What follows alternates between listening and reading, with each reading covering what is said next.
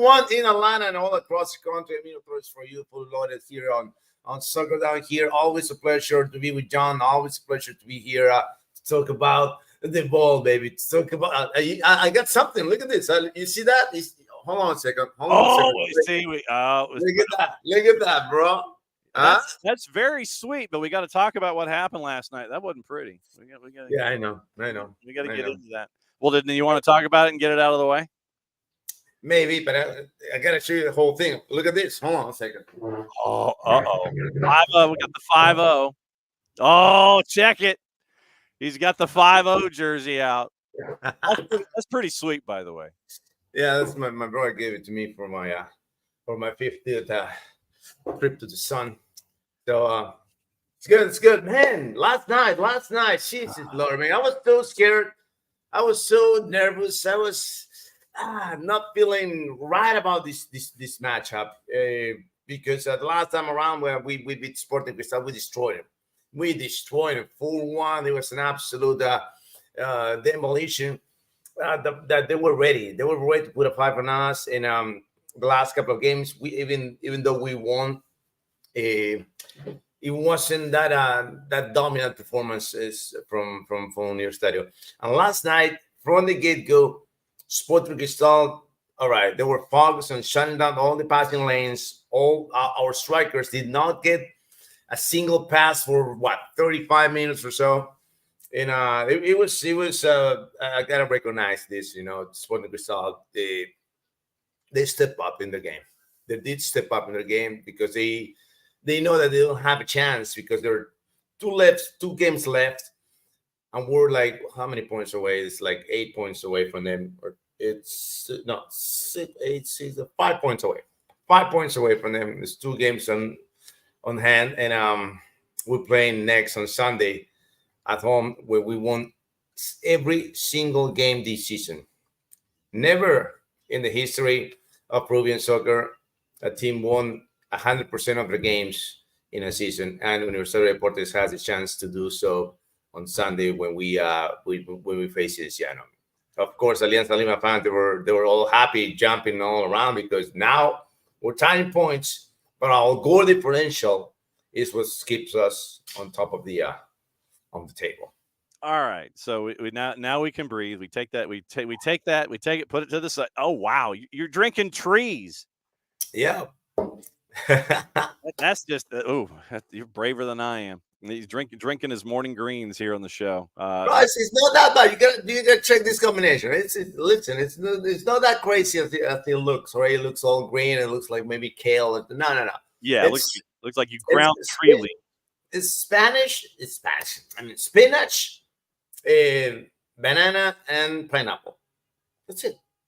It's not that bad. It's not that all that hardcore vegan thing. No, not that, bro. We don't do hardcore vegan on this show very well. No, sorry. Ropes was in this morning, and he's one of our A-plussers, one of our plus ones. Been here since the beginning. Has there been a discussion of the destruction of Bayern by Barca? No, there has not until this moment, because you had this on your rundown. What's on your mind? Oh my God, man. We're getting ready. We are witnessing the new era of Barcelona. All right. The new era of Barcelona with Lamine Yamal being the next one. He is the next one. I'm not gonna say he's the one right now, but he's the next one. He's the chosen one for the years to come in soccer. And I'm so glad that Rafinha got his revenge, that Rafinha is finally settling in Barcelona. And I'm going to say this, all right? It's the group stage, all right? Mm-hmm. It's the first round for freaking Champions League. We get crazy results like this. We get wild results like this, right? Like, Real Madrid also making a marvelous comeback to destroy him. I was watching the game. I was like, oh man, 2-0. And then I remember. Oh no, they're playing in Madrid, right? Yeah. No, Dortmund. No, thank you. No. But it was outstanding. I love this. I am falling in love every week, every matchup. every round of this new format of the Champions League. I kind of like it because you see the table. There is a table now, Mm-hmm. you know, and you see my boys, you see my Sporting boys up there winning again. Benfica got beat again. Jesus, man. But it's exciting. It's exciting to see a table in the Champions League, man. Yep. Real Madrid 5-2 winners over Dortmund at a -238. And it wasn't even that close. At least early on it was. The ref blew his first whistle. That was when it was close. Then it was not close from that moment forward. Sporting 2-0 over Sturm Graz. And the thing is that we've got to pay attention to standings for everyone in this ladder. And you got to pay attention from 1 through 24. Yeah. And then you look at 25 through 36. AC Milan is there. And this is below the 24 now, the 24 that move on. Below the 24 right now. AC Milan, Atletico Madrid, Bologna, RB Leipzig, and then a couple that you would anticipate, Sturm Graz, Red Star, Young Boys. Right. But there are a couple of shockers right now after the three matches. AC Milan, Atletico Madrid, who got thumped, by the way, and Bologna and RB Leipzig that are right now in the early returns that are in the not good category. Now these these positions for these teams, they're gonna make them rethink for the next year because this is the first year of the new format, Mm-hmm. and they were like, "Oh, we are seeing you at the bottom of a table of 24. It's a completely different ballpark than seeing you at 104." Yeah. 1 to 4. Oh, I got a chance to jump in. It's 24 teams, buddy. Right. So I think next year teams are gonna get more focused on the new format and getting a different approach to this tournament. This is gonna be another long run tournament. Yeah, and so we got to learn. We got to learn about it. We got to sit there and embrace it and enjoy it and sit there and go, what are the rules? Yeah, oh yeah, that's the rules. Them's the rules about this thing.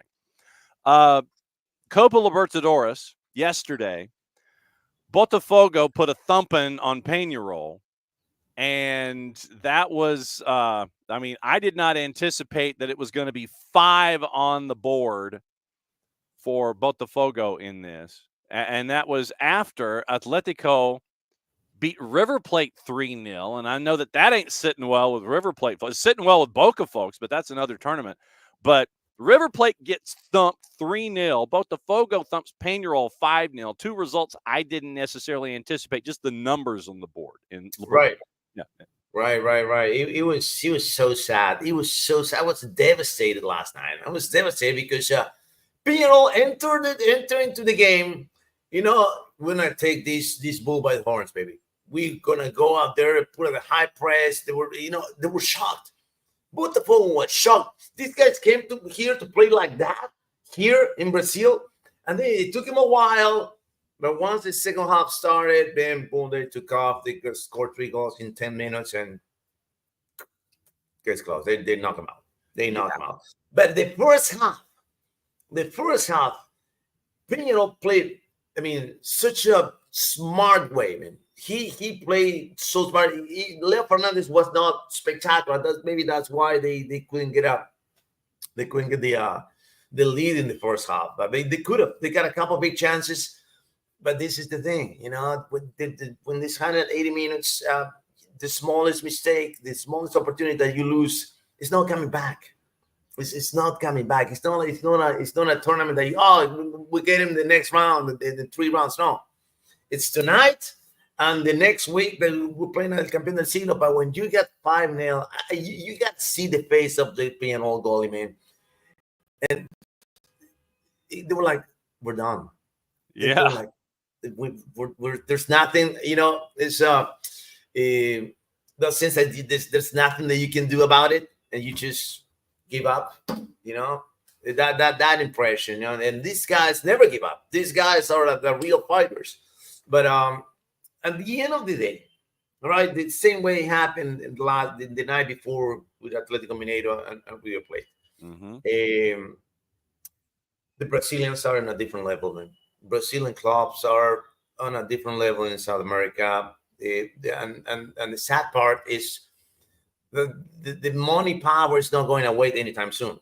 It's not going away. All right. When we got contracts with players with 10, 18, $20 million, snatching players from Europe, snatching coaches from Europe to get into your tournament, we're so far behind, man. There's no way that we can catch them, man. There's no way we can. Maybe we can get closer. Maybe you could be Flamengo in the semifinals. But in the end of the day, it's just the difference is too wide. They're too far away from everyone else, including River Plate and Boca Juniors and Peñarol. The legends of the continent. We're behind. Everyone is behind. Everyone is chasing that Brazilian bus, and we don't have the gas of the manpower or the resources to compete with them. We don't have it. And it's gonna be an all Brazilian probably. I mean, finals in Sudamericana and semifinal in Libertadores. looking at the market values for Botafogo, there's a dude that folks here in Atlanta know, Thiago Almada. I don't know. Yeah. I mean, market value right now 27 million. Luis Enrique at 16 million. Mateus Martins, and then you've got a lot of folks that are like in that 5, 6, 7 million euro value. Yeah, but you gotta that up is over 150 million over 100 million euros, man. Yeah. Right now, the 136 total market value listed at Transfermarkt for Botafogo 136.1. There you go. And it's Jefferson Savarino, who folks may know or may remember from his time at RSL in Major League Soccer. Alex Telles, who you might remember from time in the Premier League. Vitinho, Marlon Freitas, Junior Santos. You've got Hugo Gregory that folks may remember from Messi and Friends before he was sold on to Botafogo. So there are some folks here that have that name recognition. But yeah, to your point, just 136.1 and John Textor, the owner of Botafogo, Crystal Palace, etc., looks like he has zero conscience right now about dropping dime, about stacking that roster to get that much closer to winning a title. Yeah, there's no way that we can compete, man. There's no way that we can compete.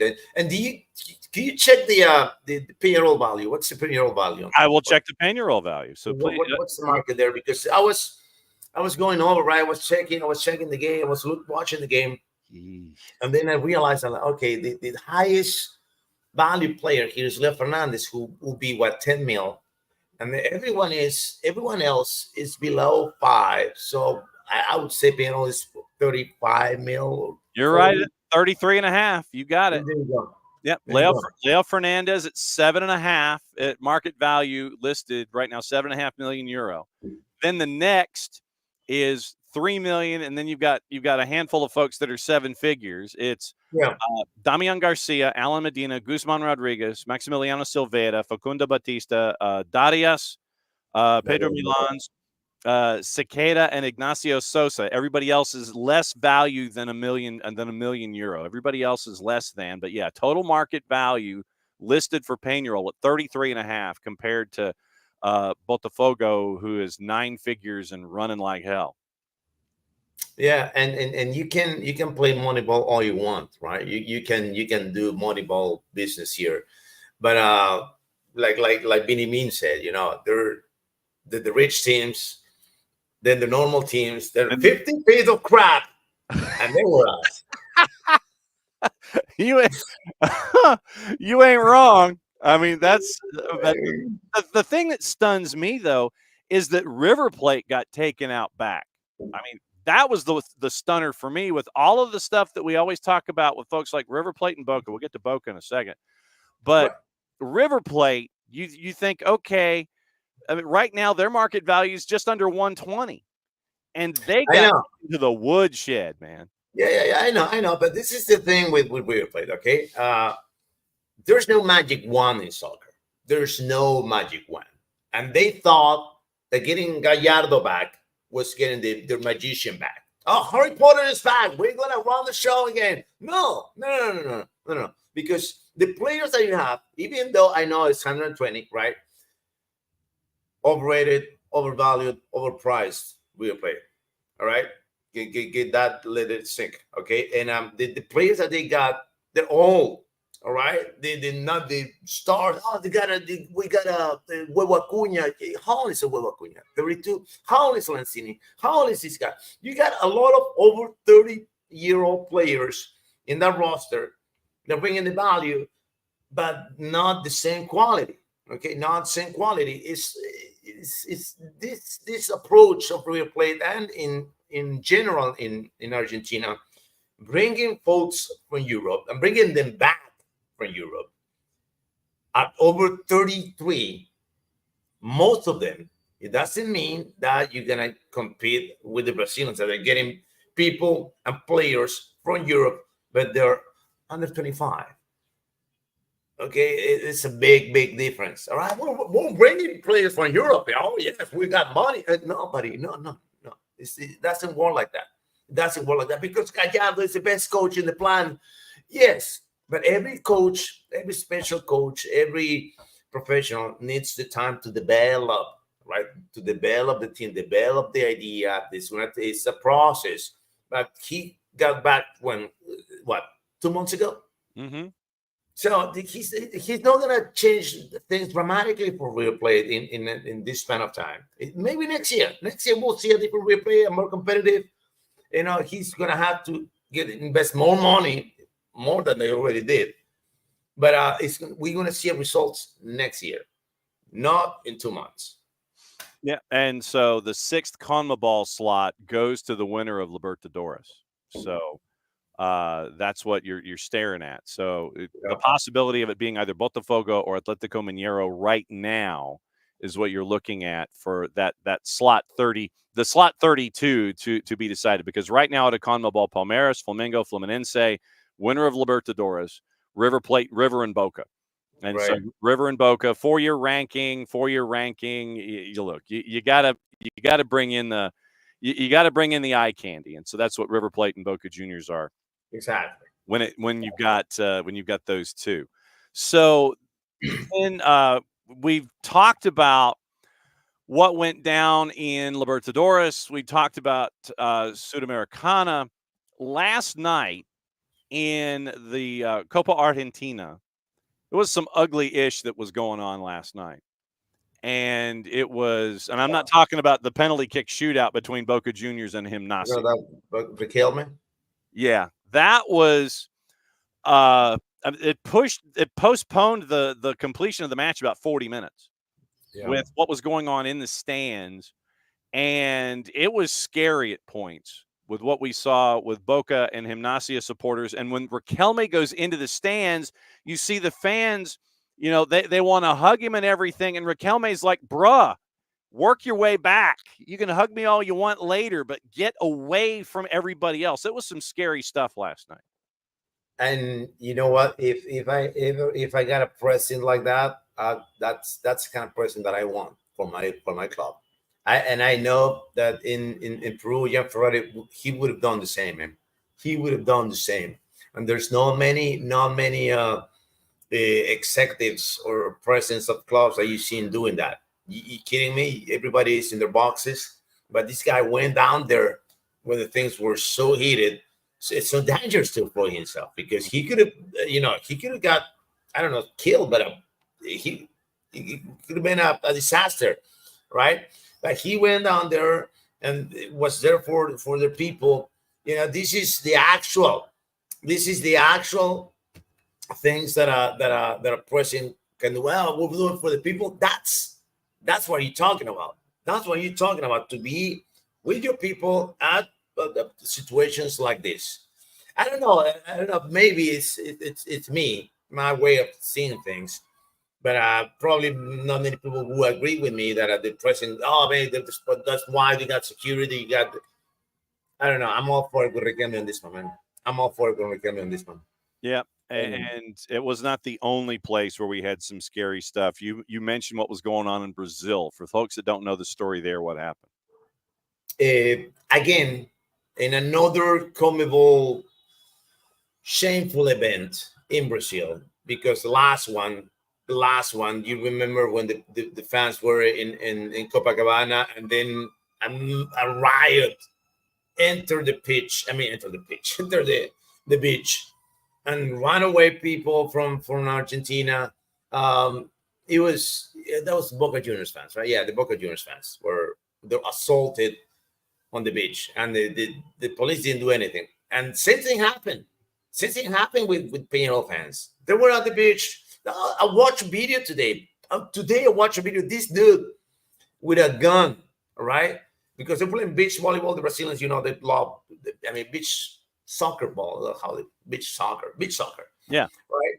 And the fans were there. Oh, they were watching the dude pull up a gun. Everybody, back up. We're playing here. This is Brazil. Okay, buddy. If you said so like that, manners matter, right? So yeah, that's just one issue. And then the police came and ran over all the Peñarol fans, putting into the buses. They delayed the Peñarol bus coming into the stadium. The fans on the streets, the Brazilian fans, right?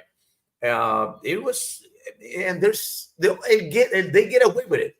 In Brazil, if you're Brazilian and somebody else from every other country in Commonwealth comes in, you better be ready, because we're gonna harass you. We're gonna have no respect for your rights, because you have no rights here. This is my country. This is the Brazilian kingdom, and we run the show.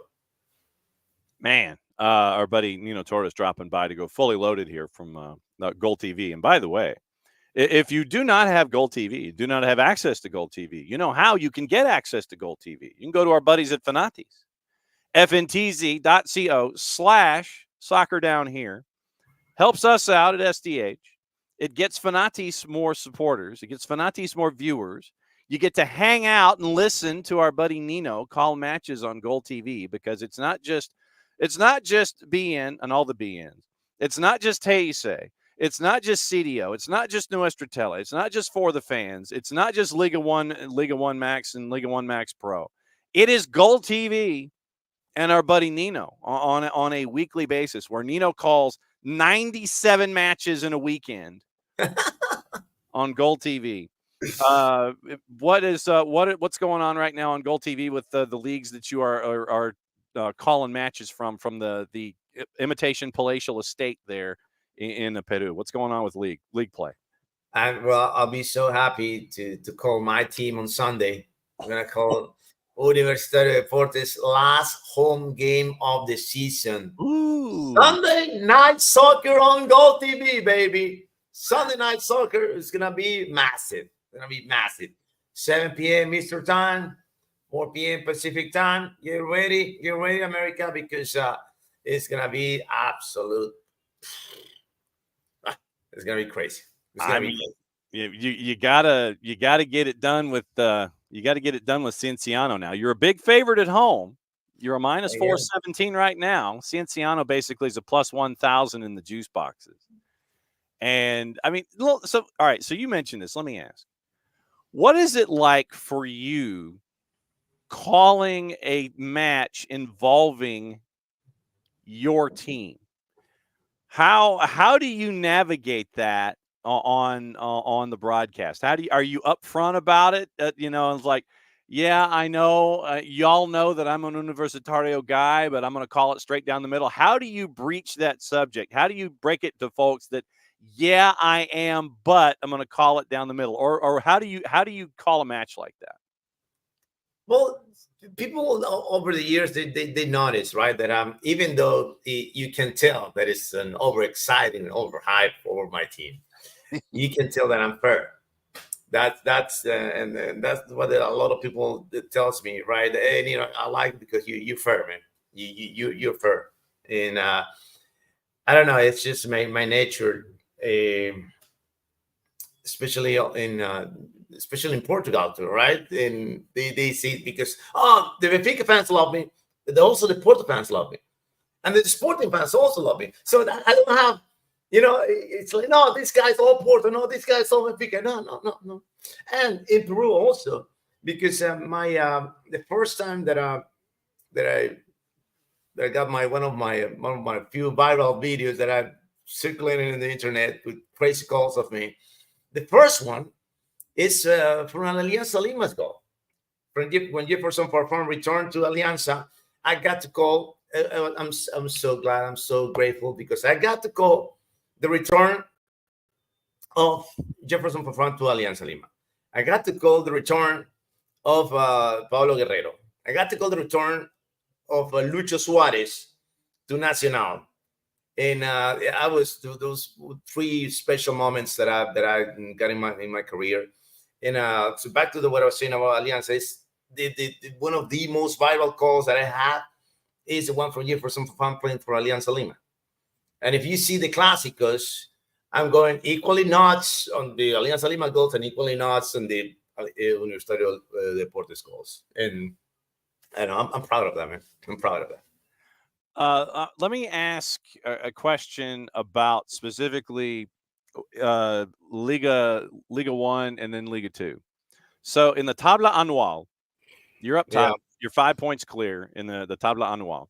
Sporting Cristal is second. But at the bottom of the table, it's Cajamarca in there, and they're in a street fight to try and get out. Cesar Vallejo is close. Carlos Manucci is needing some help. But Union Comercio, they're out the door. Yeah. How difficult is it when you leave, when you're relegated out of Liga 1 and you drift down to the second division? How difficult is it for a club once they are relegated to try and function and then try to get back to the top league in Peru? It is a monumental task, Spank. It is a monumental task because the TV revenues, the TV money is not there in the second division because they don't broadcast the second division here. They don't. You know, sometimes we got a few games. We got a few games. I know. There's there's one channel that calls a few games a month. Right now, not a few games a week, a few games a month for the second division. And you gotta go and find sponsors, rely on the people, rely on the fan base, and not only that, okay, not only that, because now you bring this up. Jesus, I forgot about this. This year, you know what the president did, Mr. Lozano. Oh my God, this guy. All right. He 2 weeks prior to the start of the season, he sent a memo saying, "Oh, by the way, you're not getting the TV right, and you're not getting TV money this year." 2 weeks before the start of the season in Liga 2. Wow. 2 weeks. Wow. So 7 teams. That were worried. What are we gonna do in this like that? It was a whole mess, man. It was a whole mess. Oh, and on top of that, yes, at the end of the season, his team. Well, he says that his wife's team, right? It's not his. It's his wife's team. My right? wife's team. Yeah, his wife runs the show. She's the CEO. She's the one that gets the money. All right, okay. The one they get they got a training facilities in the north side of the country. Like it's. You gotta see it, man. It is top notch.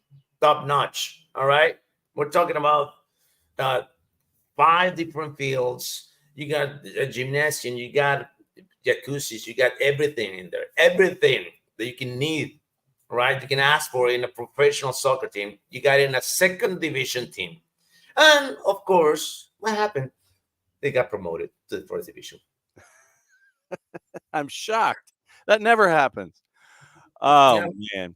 That's just man. I'm not surprised. All right. So one more Peru question.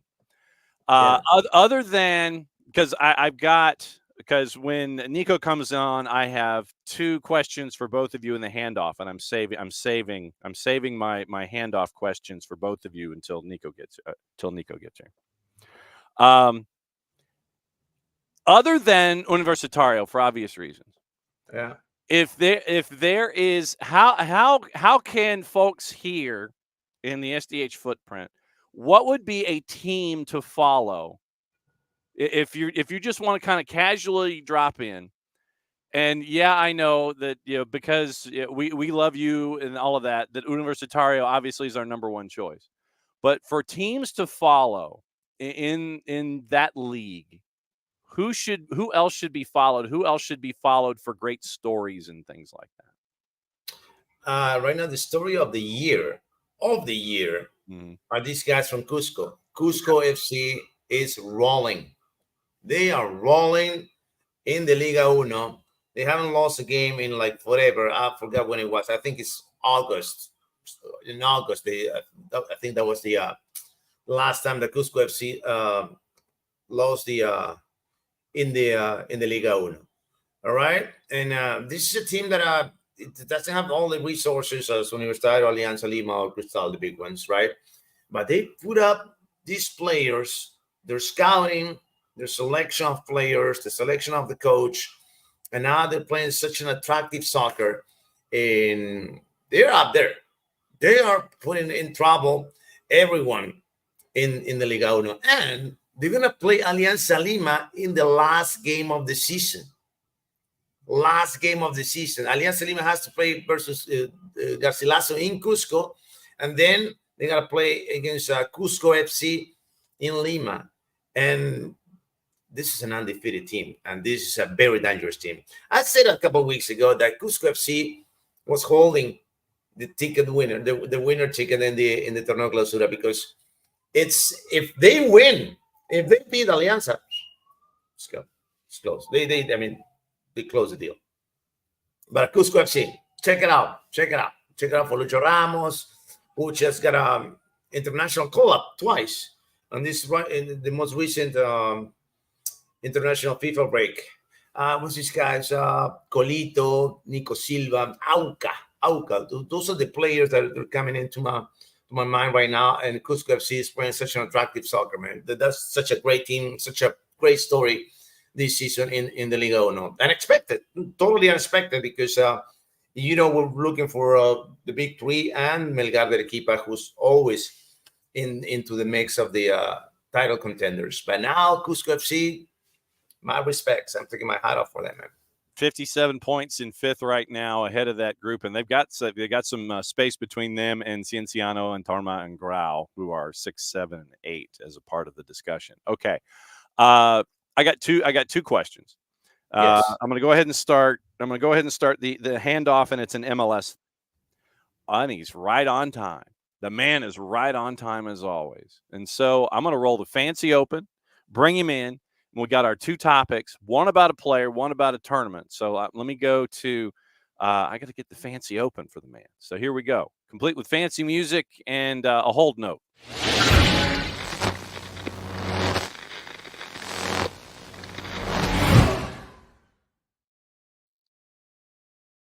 Beat 2, 3, 4.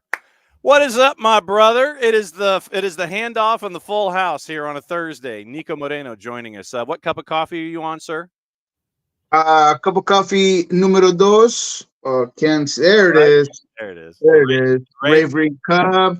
How's everybody doing? Good to see you, John, Nino, family of SDH.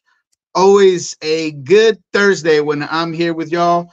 Excited about some of the games that went on going into the playoffs. I'm sure you guys have a whole list of topics, so let's do it. All right, so it's two questions and it's rapid fire for the handoff here. My first question to the both of you. I'll start with Nino since he's got the furthest to trek.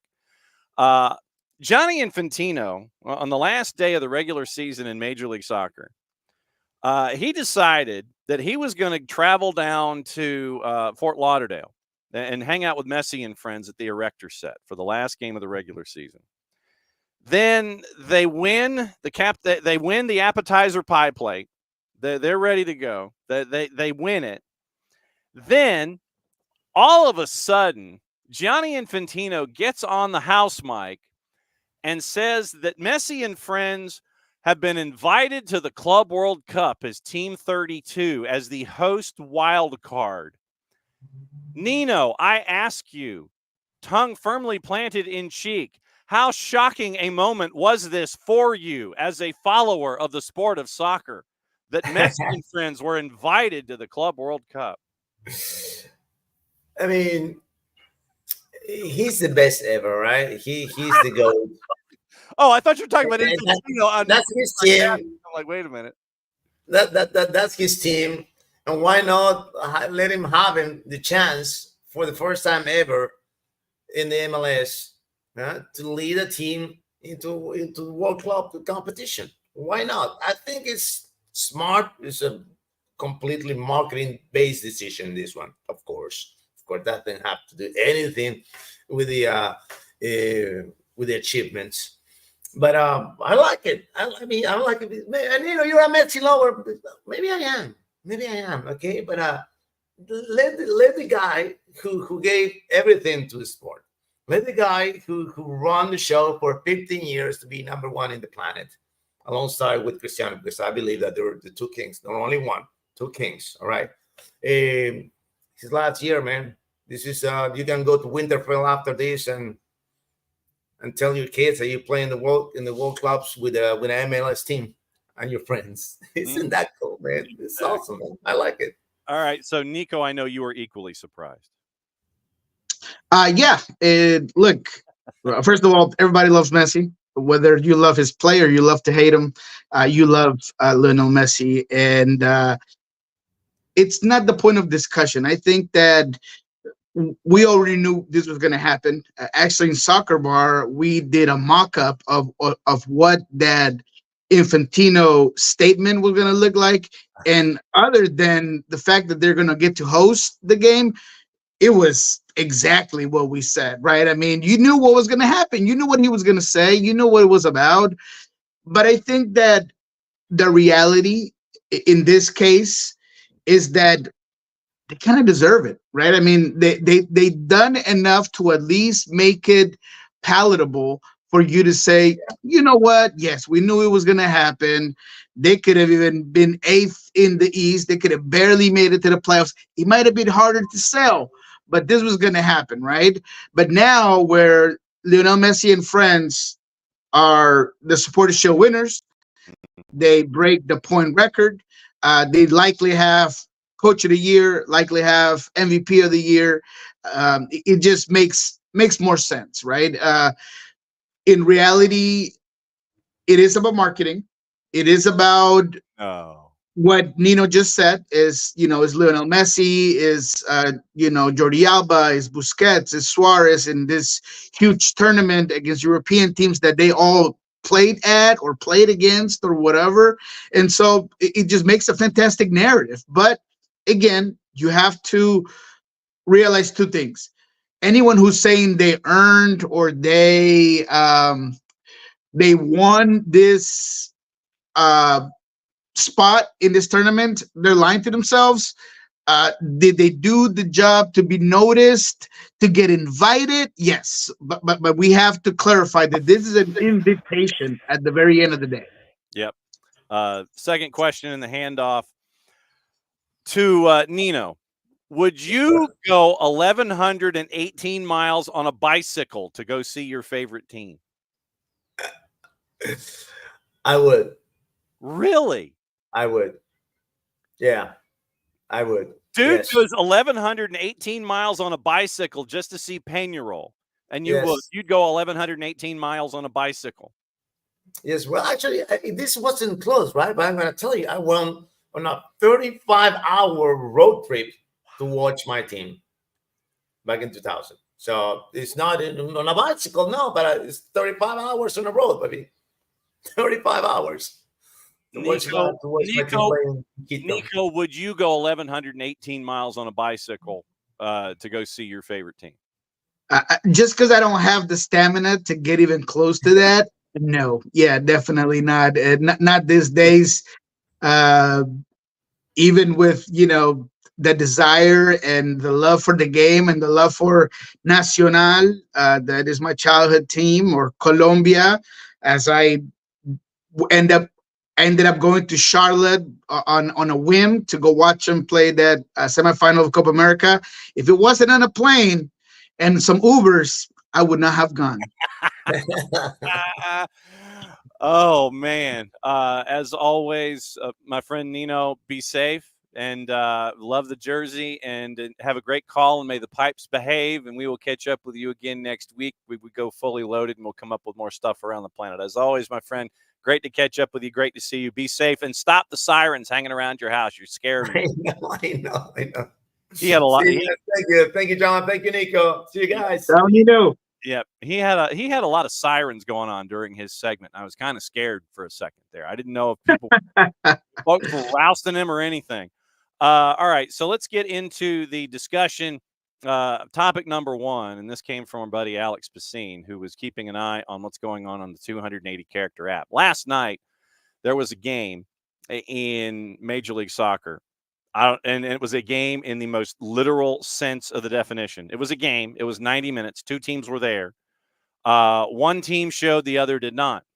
And so this morning on the 280 character app, or late last night, I'll check the timestamp, someone that we know as Evander Ferreira posted the following on Twitter.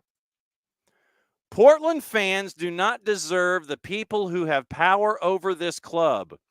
People who say they are men but do not keep their word. People who are only there when the team wins. Unfortunately, these are things we have no control over. Evander posted that at 2:13 in the morning, Eastern time.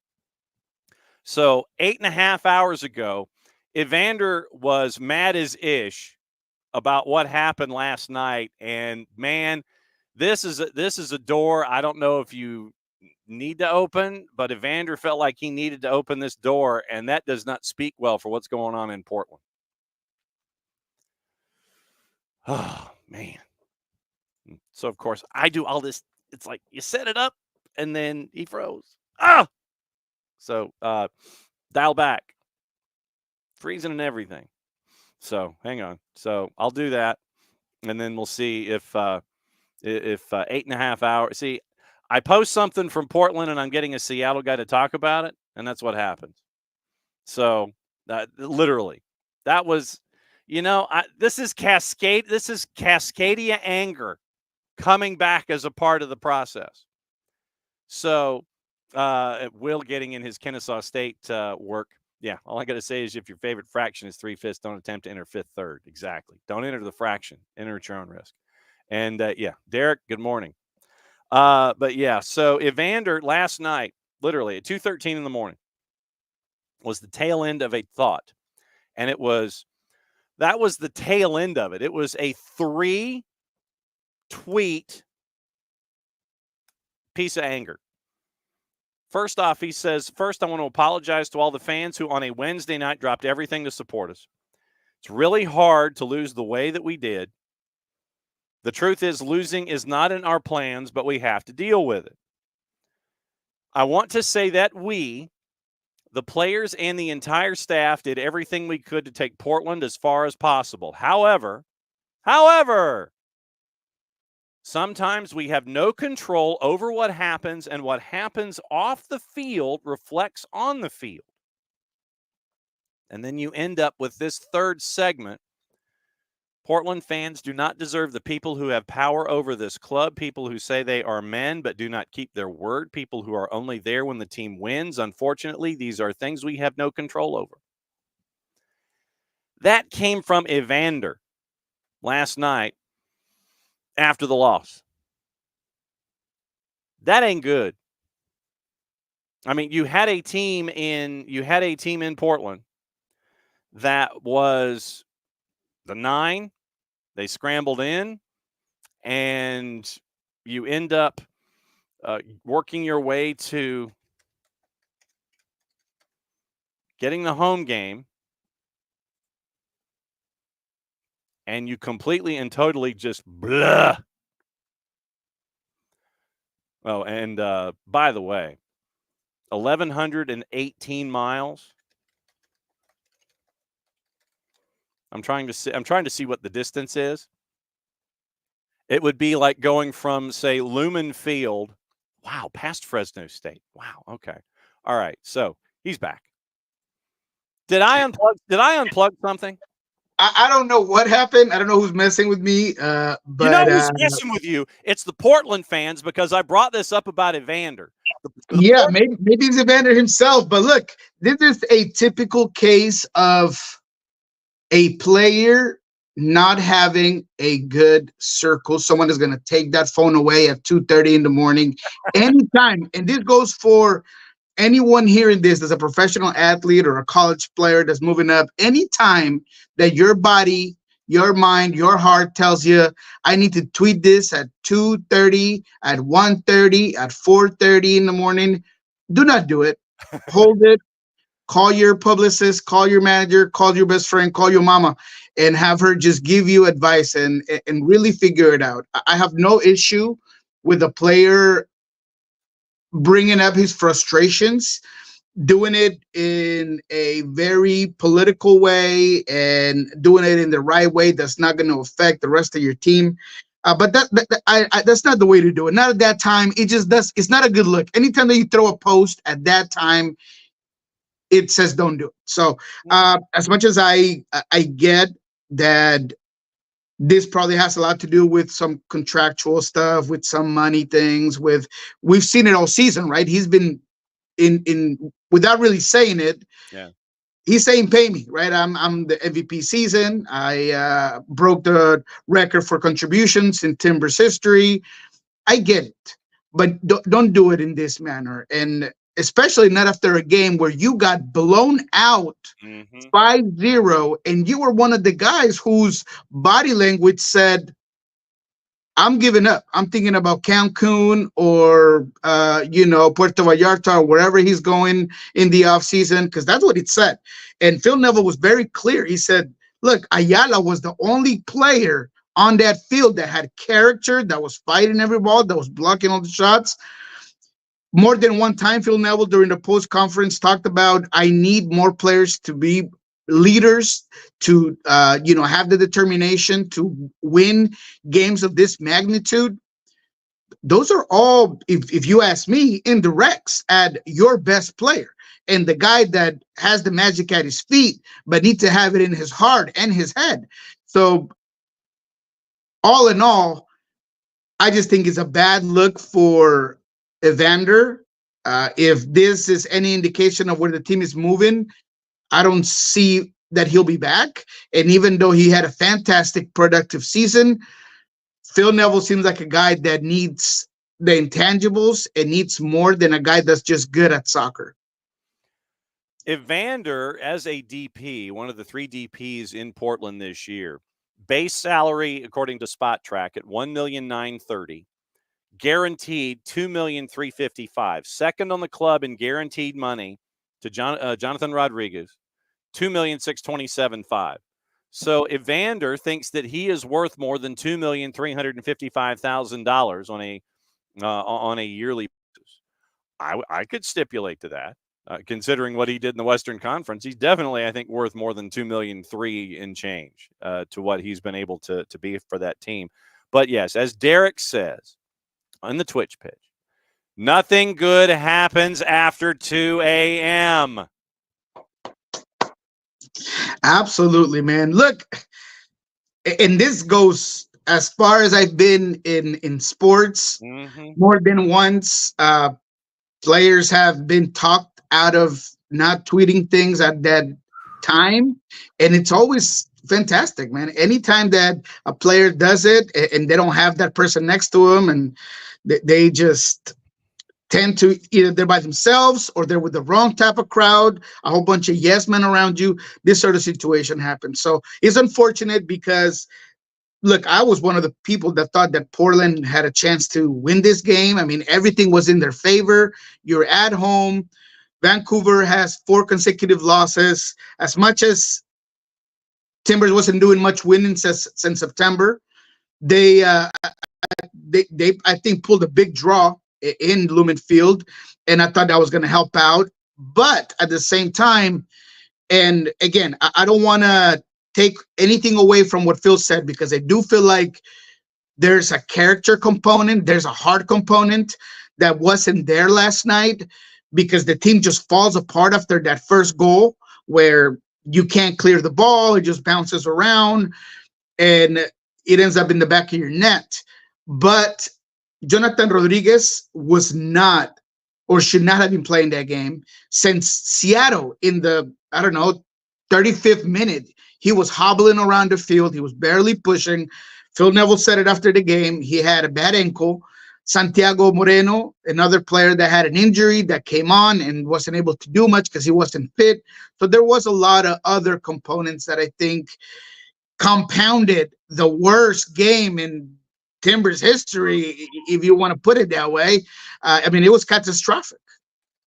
Yeah, it was. And it was Ryan Clark at the Oregonian and he posted that within the last hour, looking at what Evander said on Twitter. And Ryan is the main beat writer for the Timbers at the Oregonian.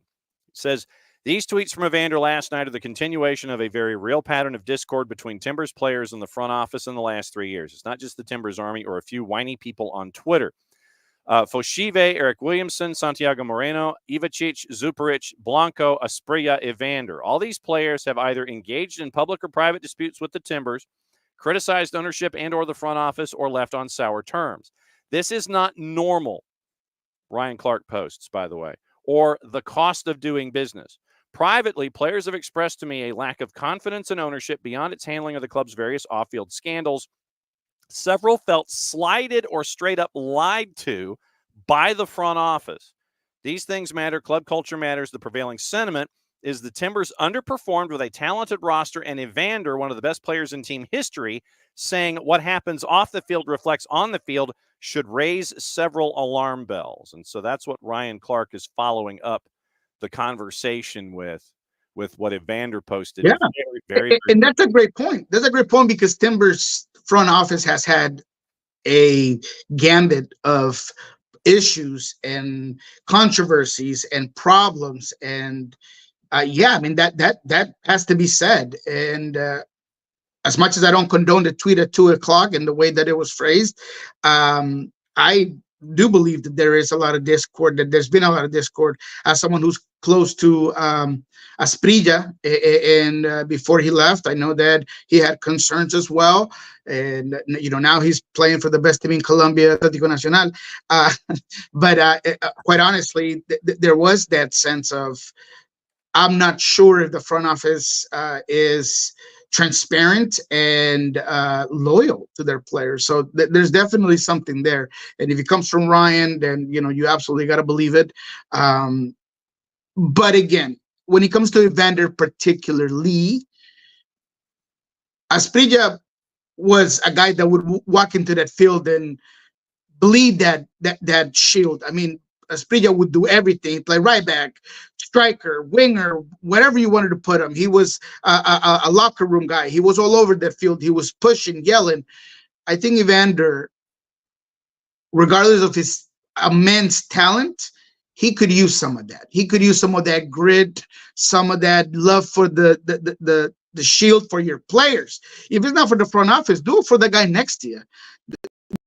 Do it for Ayala, who's all over, for Chara, that was trying to keep up. Do it for those players. All right. So we've had the wild card round, and you got a thumping by a road team that was supposed to be a home team.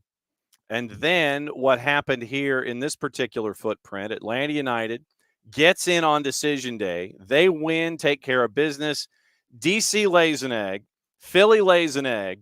Atlanta gets in, and then they go to Montreal, get a 2-0 lead, fight to 2-2. Montreal does, and then it goes to PKs. They come out the other side. Now they get Messi and friends, who they're the only team that got 4 points off of Messi and friends all season long this year with a draw and a win. What do you think about how things are stacking up this weekend with the opening round of the playoffs across the board? I love it. Narrative-wise is amazing. Soccer-wise is going to be very interesting. Like you said, if there was a team that pushed Miami in the Eastern Conference, specifically comparting those games, Atlanta has done it. They are in a good run of form. They surprised me against the purple team. They came on and they were all over. They were effective. They push through and bully that midfield that at the time didn't have Wilder Cartagena. And then in this one, look, I'm not going to lie to you. I had Montreal winning this game. I thought Montreal was in good form. I thought that Caden Clark and Joseph Martinez were playing very well. I thought that Edwards was a guy that was going to create a lot of issues on the left side.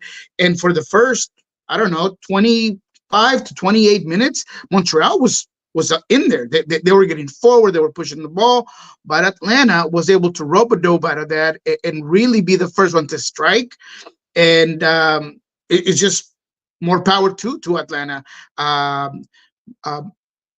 really do believe that if this team can handle and they can add some players next season, they're going to be a problem. I don't think that they have enough right now to beat Inter Miami. I don't think no team does in the Eastern Conference. Not even Columbus. Not even Columbus, perhaps. Maybe Columbus, perhaps. But I do feel like Miami has shown you that they can outperform you even when they go down 2 goals like they did against New England. They're the team that has won the most points when being in a deficit. I feel like unless there's an injury to Lionel Messi or Luis Suarez, I mean, this team should win it all. So when it comes specifically to Atlanta, I enjoy what they did against Montreal. Props to Valentino, who I don't know if it will happen, but let's say if Valentino can pull it off against Miami, he might be the coach long term. I mean, Gard Lagerwey is the guy that's in charge right now. And in Seattle, he allowed an interim head coach to just keep the job for forever. If Valentino can do magic and something that no one thinks possible, then maybe he'll be the guy there. But Marinchuk, I thought was really good. Saba, as much as he missed a couple of opportunities, has been really good. Thierry, just the pressure, the pressing, the runs.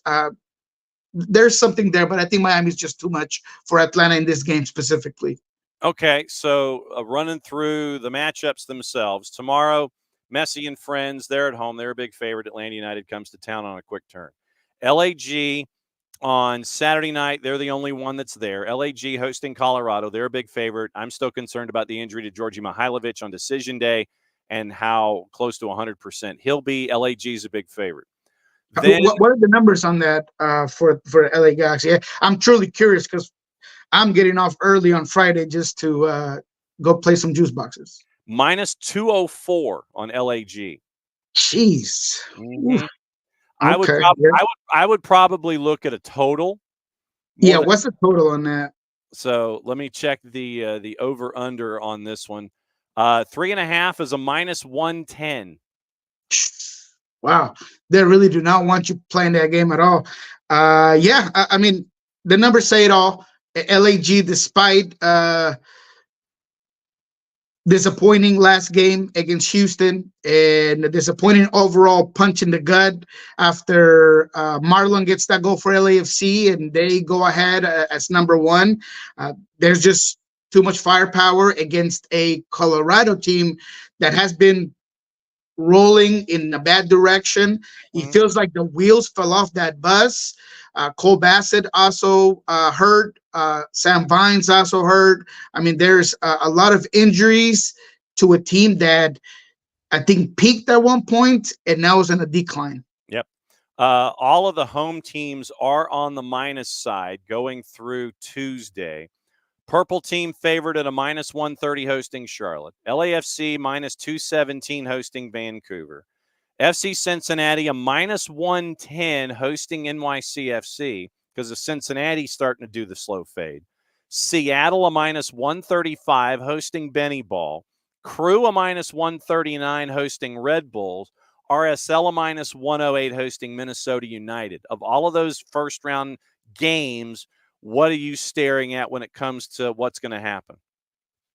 Man, I like the numbers in Orlando. What was it? Minus 130 to the purple team. Charlotte's a plus 311. Draw, 90-minute draw is a plus 297. So you probably could get 90-minute draw in that one at a plus 300. Yeah, that's kind of what I'm looking at. And look, Charlotte power to Charlotte, man. I mean, they've been really good. That 3-0 against DC United was quality. Holding Benteke the way they did is no joke.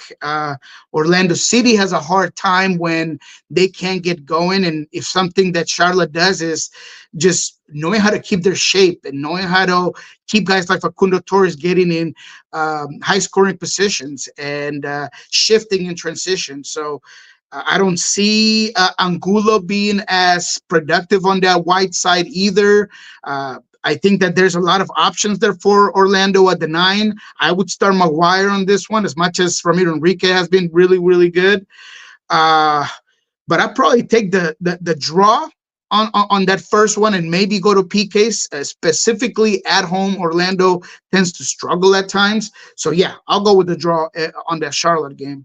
Right. When it comes to LAFC in Vancouver, regardless of the numbers, I would like to say the total on it, but you got to take LAFC. I think Vancouver, as much as they won this game and as much as they're making you feel like they are a choice that could go out there and fight against LAFC, I think that this game was very circumstantial, and that hat trick by Ryan Gold is not going to happen against LAFC. I think LAFC is a sure winning game if you want to put it in a parlay.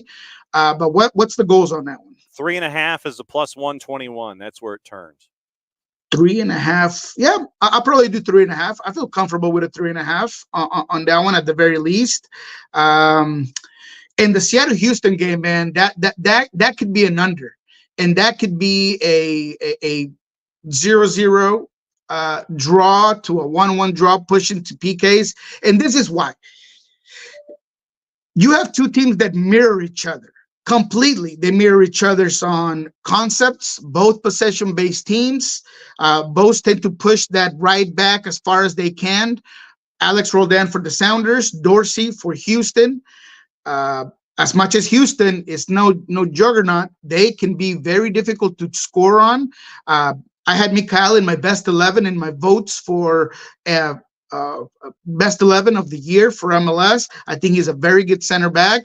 Having Hector Herrera back gives you a lot of control, a lot of pace, a lot of a guy that can dominate that midfield with the dog. Like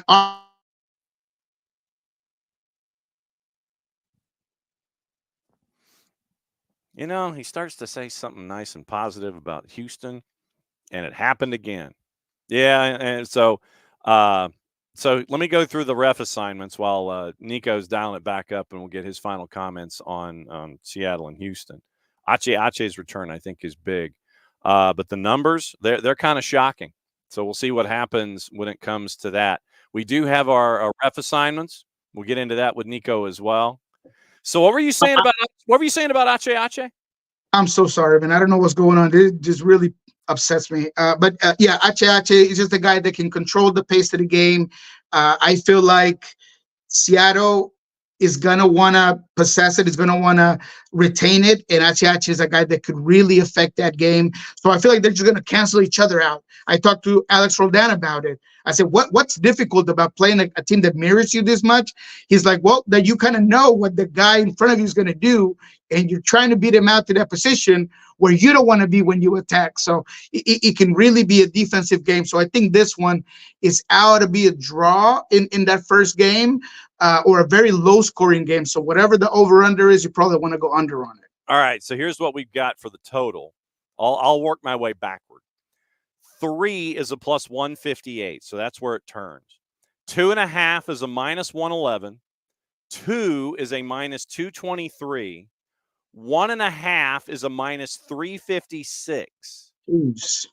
Yeah, that's some tough scores, but it'll tell you why. I think that this game is going to go down to the wire. So I'd say your best bet in this one is maybe trying to go for a parlay and just hitting some of these top games, because I think that draw is almost a safe bet. What's the draw on this one? Draw on this particular matchup. Let me dial it back here a second. I can tell you, because it wants to sit there and give me 3 steps. Draw is a plus 277 for Seattle and Houston, 90-minute draw. Yeah, I like that. I like that for that game. Okay, all right. So we do have our officiating assignments for the round one, match ones. For Messi and Friends in Atlanta United, Alan Chapman is the man in the middle. God bless us one and all. Ismail Pekmich is the fourth. Armando Villarreal is your VAR. LAG in Colorado has Lucas Zapala in the middle. Kevin Stott is your VAR. Tom Supple is your AVAR. Purple Team in Charlotte, Drew Fisher is the man in the middle. Rosendo Mendoza is your fourth. Michael Radchuk is your VAR. TJ Zablocki is your AVAR. LAFC in Vancouver, Jair Marufo, man in the middle. Victor Rivas is your fourth. Daniel Radford is your VAR. Fabio Tovar is your AVAR.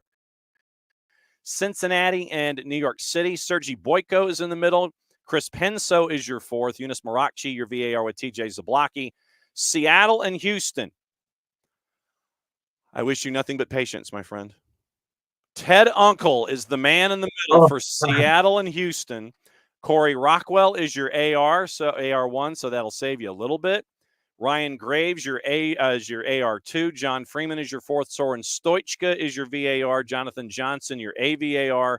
Timothy Ford is the man in the middle for Crew and Red Bulls. Fotis Bazakis, your fourth. Greg Dopka, your VAR. And RSL in Minnesota has Pierre-Luc Lazier in the middle. Remy Touchant, your fourth. And Edvin Jurasevich is your VAR. So those are your reffing assignments. And I wish you nothing but patience, my friend, when it comes. Yeah, that's tough. I mean, Seattle's coming from a game where the officiating was absolutely ridiculous. Even Albert Rusnak called it poor, but poor doesn't define it. I mean, there was some and look, the yellow card that ultimately ended up getting Obed thrown out of the game was soft, was inconsistent to what the game had given the referee. But I was more upset about the moments where advantage should have been given, advantage that I see at the rec level in my daughter's team be given, and this guy is just blowing the whistle just to blow the whistle. It looked very sus, man. I honestly hate talking about officiating because I feel like teams should always do enough to not allow refereeing to ultimately call the game, but it did mess with the flow of the game. It did mess with potential moments. But Seattle, all in all, they just have to do better at killing games, at putting them away. And goal scoring has been a huge issue. They're going to have to figure it out. I spoke to Brian Smetzer to the fact that there isn't really a plan B because Danny Musovski has 17 minutes of play since August. Raul Ruiz has one game over 30 minutes since that time as well. You can't expect your next guy up to be ready for the big lights when he has no game rhythm, no game form. So we'll see how that pans out for Seattle. That's my biggest concern facing a team like Houston. Seattle beat Houston at home a couple of months back, if not a month back, but there was no HH, there was no Ponce, both guys that could be difference makers for Houston. So it's going to be a battle. I think that some people are looking or undermining Houston. That's a serious team. No doubt about it. What's going on in Soccer Bar and Pulso Sports? What do folks need to know? Well, first of all, I got to figure out what's going on with my internet, and hopefully we have a show that it runs smooth. But yeah, Pulso Sports mainly. You need to stay on Pulso Sports. There's going to be a big announcement today for the Sounders. It's one that I'm pretty sure I know what it is, and it's been in the works. We ended up not kind of pushing it and breaking it because there wasn't a full story there, but just stay tuned. There's going to be some interesting news out of Providence. I cannot tell you for sure because I can't, but it's going to be interesting. It's nothing like it's not new signing or anything of that nature, but it is something that maybe a lot of folks were waiting on. So it's just a confirmation on what I think everybody thought was going to happen moving forward. Okay. For the Founders. So stay tuned, Pulso Sports for sure. Soccer Bar in about 40 minutes. We'll be getting into the debacle for Timbers. Where do they go from here? Diego Chara is out of contract. Will he be back? all of these things we're going to talk up in Soccer Bar. Atlanta United, we'll be talking about it. How far can they get? What are the chances? As much as, it's maybe at a 10% possibility, it's not impossible. And, sometimes Atlanta thrives when they're the underdog rather than the big bad wolf. So it's going to be interesting. So go ahead and check that out at Soccer Bar. What he said at the Soccer Bar on the 280 character app. And as our buddy Four Card says, FEA, the moniker for Atlanta United going forward. Quoting Tom Brady here in the playoffs, FEA. Blank them all. That is on posters. That is part of the vernacular now. If you see that, anything involving Atlanta United, FEA, that's what it means. Blank them all. That's the attitude right now. Let me ask you, John, if Atlanta pulls that miracle and somehow, some way beat Miami, is Rob Valentino the coach moving forward? I don't know, man. I mean, I think Rob has busted his ass, and you will not find a bigger support system, I think, than there are those of us who've been fairly pragmatic about what's going on with Atlanta United. We love what Rob and the staff have pieced together and have been navigating through all of this stuff.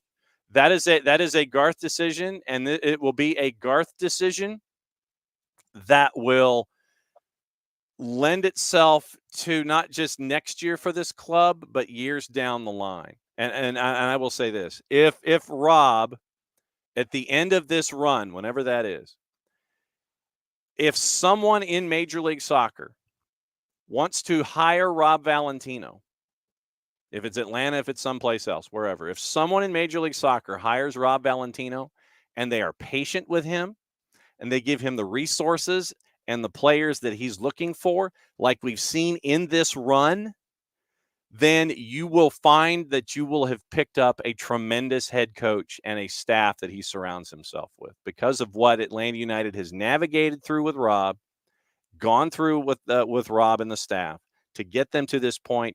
I cannot give any higher praise to Rob Valentino than a lot of other folks here. It will be a Garth decision that will impact what's going on. I mean, Garth has said things publicly about, international experience and things like that. And so I am confident that Rob, wherever he is, Atlanta or otherwise, you get a front office that's patient with him, you get an ownership group that's patient with Rob, Rob is going to kick some serious ass wherever that is. What he said. But so if you see in bright blue letters FEA, that is the rally cry right now here in the southeastern United States involving Atlanta United. Blank them all, quoting Tom Brady. I like it, baby. So that's where we are. Go prepare for your show. Go get a cup of coffee number 3. Love you, my friend. We'll catch up with you next week. Thank you, my friend. Have a good one. All right, there goes Nico. Nico's got to get ready for another show. So, like I said, we know what Garth has said publicly, but we'll see how winning might influence that. So we'll go. So that's where we are. Well, the rumor Four Card. I mean, there was I don't know if it was necessarily a rumor, but it was put out of Philadelphia. And honestly, we probably need to put a bookmark in this because there was I think it came from Jonathan Tannenwald, the Philadelphia Inquirer. I'll look it up. That there was a discussion, apparently, I think it came from Bogert, where Jim Curtin has gone public or his reps have gone public in saying that Atlanta United reached out or something like that. And like I said, I'll look it up. And like I said, Curtin was the indicator here. And the short version in this discussion is that Jim Curtin is a Red Bulls based system in his head. Everything else aside, we know what we talk about when it comes to Philadelphia, but at his core, he is a very Red Bullsian coach. You would have to literally blow up most of the roster currently and regroup that roster after jettisoning who you didn't think would fit if you decided to go in that direction. If you decided to go in the Red Bullsian press, short fields, be clinical, don't want the ball, ball's got cooties, whatever. At his base, that's who he is. So you would have to blow up a lot of this roster, and then the money that you've spent on dudes that have come in, it would be counter to what you've spent money on. So it didn't make any sense. That's the short version. All right. Gossip, rumor, and innuendo before we get out of here. And what to watch, where to watch it, how to watch it. Okay. So we'll go to our friends at the BBC. We'll go through all the headlines and get you ready for everything. So tomorrow, once again, as we go, it is hopefully we can catch up with our friends from Beyond Goals Mentoring at 9:30. 10 o'clock, Jessica Charman from Atlanta Hartsfield Jackson International Airport and Transfer Spaceport before she hops on a plane, heads to South Florida. Then we'll have the weekend whip around, and perhaps Jason can join us from Fort Lauderdale. We'll see. So looking at gossip, rumor, and innuendo, we've always talked about Victor Gyökeres. We talked about him with Nino because of Nino covering the Portuguese league. Eyeing a move for Gyökeres as a long-term replacement for Erling Haaland.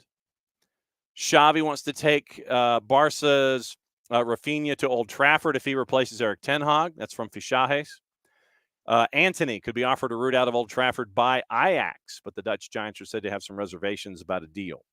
United are willing to let Antony leave on loan in January, have been contacted by multiple Premier League clubs about his availability. Villa set to offer keeper Olivier Gic a new contract amid interest from Arsenal and Brighton. Barca are tracking River Plate's 16-year-old attacker Felipe Esquivel. Real Madrid planning to offer Trent Alexander-Arnold a contract in the range of 14 to 15 million pounds a year until the 29-30 season, out of contract at Anfield next summer. Barcelona and Arsenal both firmly interested in Jean Duran. Remember when Jean Duran was coming through the Chicago Fire Academy system? That was like 2 years ago. Gunners could be in a better place to sign him. Newcastle willing to listen to offers for Joe Willock in January. That comes from Ekrem Konur. Pep Guardiola has asked Manchester City to pursue RB Leipzig defender Castello Luqueba, keen to bring in the Frenchman next summer. Real Madrid also eyeing a move for Luqueba, who's attracted interest from Liverpool and Manchester United. The French defender understood to have a £75 million release clause in his new deal. That's from Relevo. Jordan Henderson set to see out the season with Ajax, even though he's not yet found a home in Amsterdam, keen on a move to former club Sunderland. Manchester United targeting a trio of young players, including River Plate's Argentine midfielder Franco Mastantuono.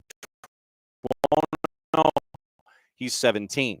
Brighton set to battle Eintracht Frankfurt and Red Star Belgrade attacking midfielder Andrija Maksimovic, with the 17-year-old Serbian international reluctant to move to Liverpool or Manchester City so soon in his career. That comes from Christian Fogg. Now, what to watch, where to watch it, how to watch it, all the things. I know we got college soccer as well, and there's a lot of that. Remember, we've got Golazo Network is probably the best place to catch up with everything going on. Light day today. Women's Champions League on DAZN USA, 1:45, Barcelona and Braun. At 4 o'clock is PSG and Haken. Copa de la Liga tonight on Paramount Plus, Rosario Central, Barracas Central, Instituto, and Argentinos Juniors. So it's a light night with all of that activity that is there. So once again, tomorrow it's going to be busy, and we'll get you ready for the weekend, talk about all the playoff games. With Jess, we got a lot to talk about.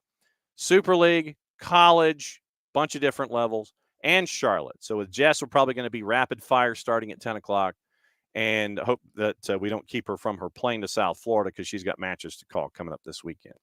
And thanks, as always, to Nino, to Nico, and to y'all for being a part of things, and to Jarrett, because we ended up talking Kennesaw State, as we should have, and we'll rock and roll from there. So big win for Kennesaw State on the college football side. Brian Bohannon, I think, is going to be on 92.9 The Game on the Odyssey app at like 12:20. So if you want to listen to Hootie Who from the man in charge of all the Who's in Whoville, then catch up with them at 92.9 The Game on the Odyssey app on the midday show. So for everybody here, to all of you there, great conversations as always. We'll have more stuff to talk about tomorrow. Back in a little less than 22, and we'll roll through it all. So play it safe, everybody. Mucha plot to y'all. It's the end of the show. That means I get to do this. We'll see you again tomorrow.